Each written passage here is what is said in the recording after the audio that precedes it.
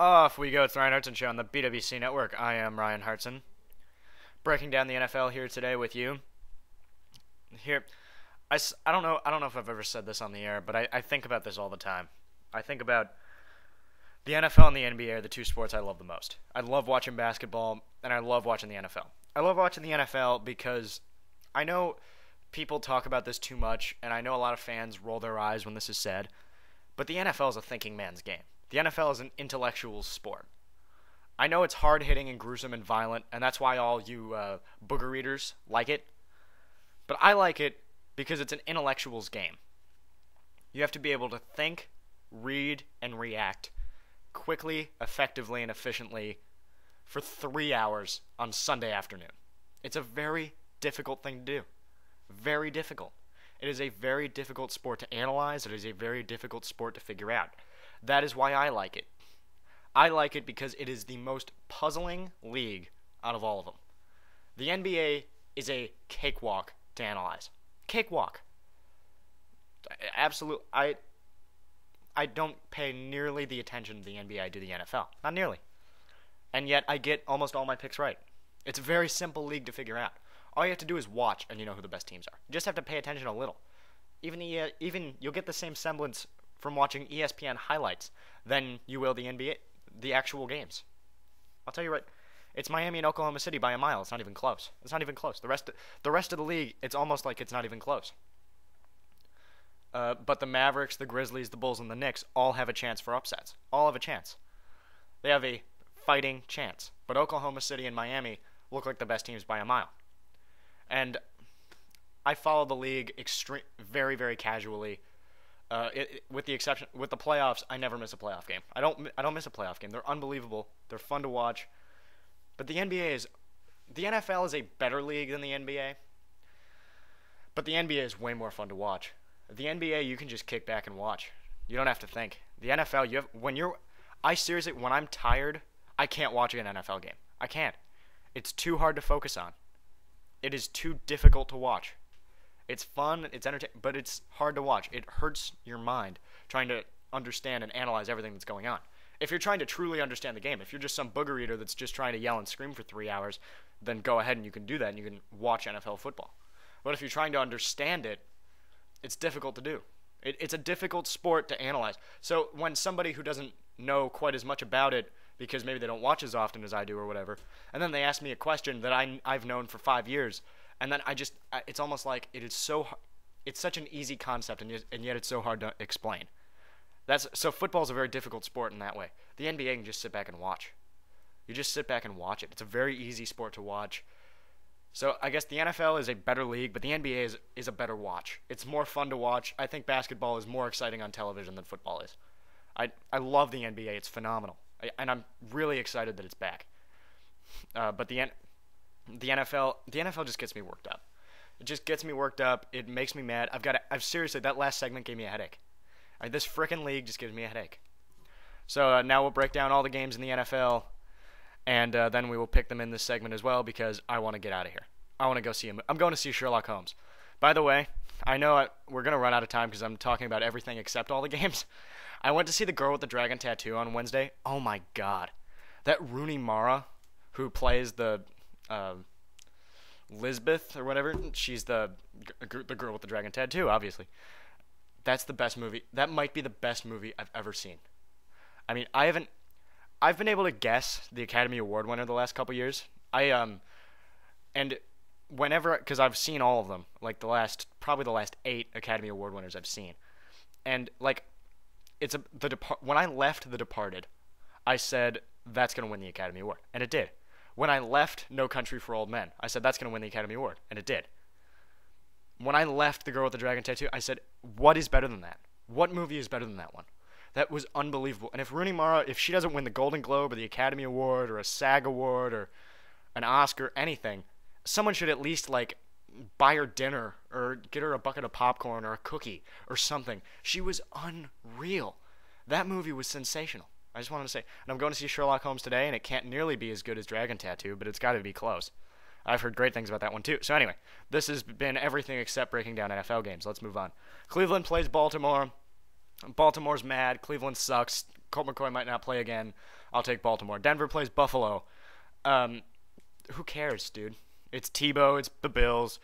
I said this already. They're going to be tied at 13, and Tebow's going to run around, and Prater's going to kick a field goal, and that'll be the end of it.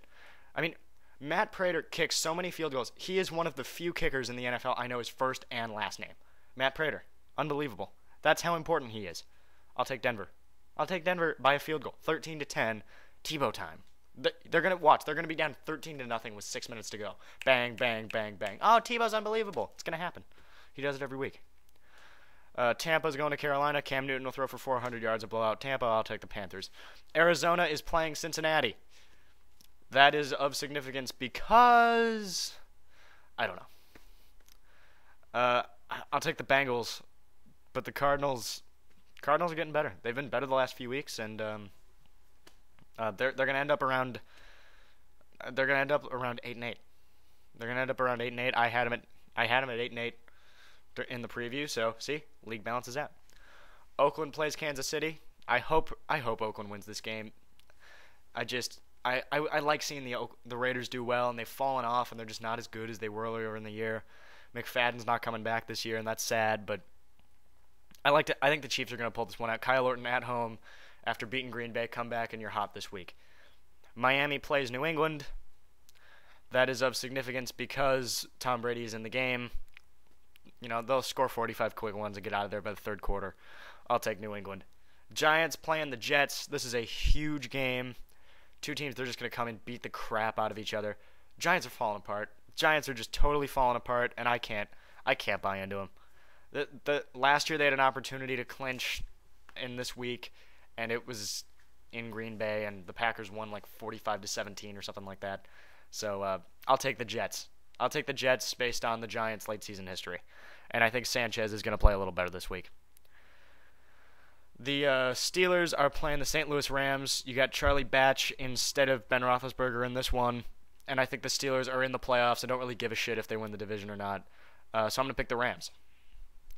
Jacksonville plays Tennessee. If anyone watches that game, if you watch all 4 quarters of that game and you're not from Jacksonville or Tennessee, send me a comment on YouTube and I'll send you something. I'll find a way. I'll find something. I'll find a picture of me or a picture of something. I have to have something here cool that I could send to someone via the internet. I have to have something someone will want. But seriously, if you watch all 4 quarters of Jacksonville, Tennessee tomorrow, I'll send you something on YouTube. I'll send you a music video. I don't know what the hell I don't know what I'd do, but we will find something for me to autograph and I'll mail it to you. Why would you want my autograph? I don't know. Does anyone? Let me ask this. Nobody ever uses the comment box because 4 people watch these damn things. Does anybody want anything autographed by me? Do you think there's somebody out there that wants an autographed something of this Ryan Hartson idiot that does these shows alone in his basement? I'm just wondering. Like, probably not, right? Minnesota plays Washington. That's another one. If you go back and forth between both those games on Saturday and completely ignore Jets-Giants, I'll give you a cookie. like Rooney Mara, she should get a cookie, right? San Diego plays Detroit. This game's a lot more fun. I'll take the Lions. Lions at home. You got to have the Lions at home. They're a really good football team. And the Chargers, they're not going to do it this year, are they? And please, I know they might get 8-8 and make it to the playoffs again. Fire Norv Turner. Get rid of him. One more year, Norv? No. Fire Norv Turner. Let's get on with our lives, please. Hire a proper coach, for the love of God. Philadelphia plays Dallas. This is a big one. A lot of people are picking the Eagles in this one. I know, and I kind of want to too, but I'm going to take Dallas. I'm going to take Dallas one more time. Cowboys, come on. I'm going to take the Cowboys because they're not going to Vic and the Eagles. They're not going to do this, are they? I don't think so. I'm going to take Dallas. San Francisco plays Seattle. A lot of people picking Seattle this week. I don't think so. I think San Francisco is going to go up there status quo. San Francisco beating Seattle. And the Bears play the Packers on Christmas night. Josh McCown is starting at quarterback for the Chicago Bears. And something Hakeem Bell or Monty Bell or Ingham Bell or something Bell is starting for the Chicago Bears at running back because Marion Barber's hurt. So, yeah, Packers, they should have a pretty easy time. Do you think Aaron Rodgers and company are motivated after losing to Kansas City? They completely laid an egg last week. I mean, you watched them. They really had the I don't give a shit look all over their faces last week in Kansas City, which makes sense. I mean, eventually you just don't care. Especially you're like, oh, we're going to win. They probably went through the motions all week. They laid an egg. It happens. Teams lay eggs. I think every elite team is allowed one mulligan in this league. Like, you're not allowed 3. Like, Baltimore has lost games to horrible teams all year. But when they lost the first one to Tennessee, it was like, it happens. It's okay. Great teams sometimes have a bad week. It's fine.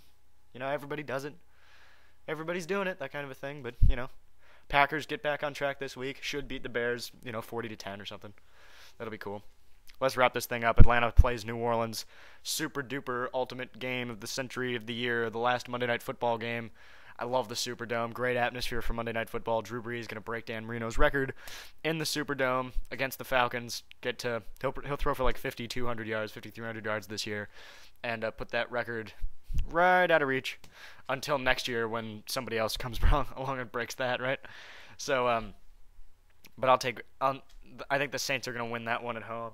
I think the Falcons are in good shape, but with a Lions win and a Falcons loss, that would clinch the 5 seed for Detroit, which would be exciting for them. So, there you go. I'll take the Saints, by the way, at home.